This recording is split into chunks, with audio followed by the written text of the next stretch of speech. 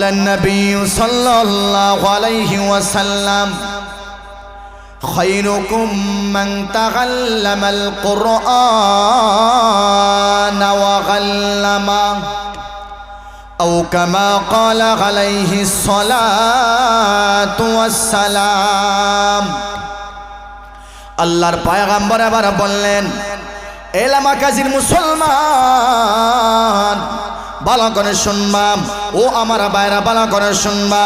আজকে আমার কাছে লন্ডন সাহেব হলো দামি মানুষ, আমার কাছে মেম্বার হলো দামি মানুষ, আমার কাছে চেয়ারম্যান হলো দামি মানুষ, আমার কাছে টাকাওয়ালা হলো দামি মানুষ। অথচ আল্লাহর পয়গম্বর বলেন, বান্দা শোনো, আমার আল্লাহর কাছে সবচেয়ে দামি এবং সবচেয়ে সম্মানী মানুষ হলো যে কোরআন শিক্ষা করে এবং অন্যকে নিজে শিক্ষা দেয়। সুবহানাল্লাহ হইতে না? আল্লাহর নবী বলেন, এর